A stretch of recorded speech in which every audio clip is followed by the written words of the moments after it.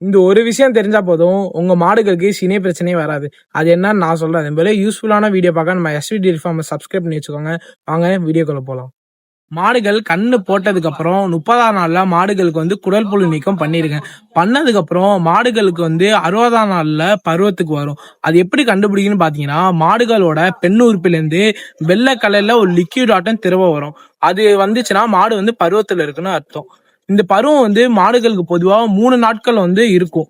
ஆனா அந்த 60ஆம் நாள்ல பருவத்துக்கு வரும்போது நீங்க மாடுகளுக்கு சினை ஊசி போடவே கூடாது. அது மாடுகள் வந்து 90ஆம் நாள்ல மீண்டும் பருவத்துக்கு வரணும். அப்பதான் நீங்க வந்து சினை ஊசி போடணும். அது எப்ப போடணும்னு பாத்தீங்கன்னா, மாடுகள் 3 நாட்கள் வந்து பருவத்துல இருக்கும்னு சொன்னேன்ல.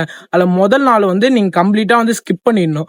நடுவுல இருக்கு பாத்தீங்களா, 2வது நாள் நீங்க அப்பதான் மாடுகளுக்கு சினை ஊசி போடணும். அது எப்போ போடணும்னு பாத்தீங்கன்னா, முதல் 18 மணி நேரத்துல போடணும். ஏன்னா நீங்க அப்ப போட்டீங்கன்னா மாடுகளுக்கு வந்து சினை பிடிக்கும் தன்மை வந்து அதிகமா இருக்கும். இப்படி போடுற வாசி மாடுகள் வந்து கண்டிப்பா சினை பிடிக்கும். மாடுகளுக்கு எந்த டைம்ல வந்து சினை ஊசி போடணும்னு பாத்தீங்கன்னா, வெயில் நேரத்துல வந்து போடக்கூடாது. பனி நேரத்துல தான் போடணும். எப்ப போடணும்னு பாத்தீங்கன்னா, காலையில ஒரு 4 மணில இருந்து ஒரு 9 மணி வரைக்கும் போடலாம். அதை விட்டீங்கன்னா சாயங்காலம் ஒரு 4:30 மணில இருந்து 7 மணி வரைக்கும் போடலாம். இந்த டைம்ல நீங்க போட்டீங்கன்னா மாடு வந்து கண்டிப்பா சினை பிடிக்கும். அப்புறம் ஒன்னு விஷயம், நீங்க மாடுக்கு வந்து சினை ஊசி போட்டதுக்கு அப்புறம் மாடை வந்து 1 மணி நேரத்துக்கு வந்து கீழே படுக்காம பாத்துக்கணும். இப்படி பண்ணீங்கன்னா உங்க மாடு கண்டிப்பா சினை பிடிக்கும். இது போல யூஸ்ஃபுல்லான வீடியோ பார்க்க நம்ம எஸ்வி டெய்ரி ஃபார்மை சப்ஸ்கிரைப் பண்ணி வச்சுக்கோங்க. மீண்டும் ஒரு நல்ல வீடியோவை சந்திக்கலாம். நன்றி, வணக்கம்.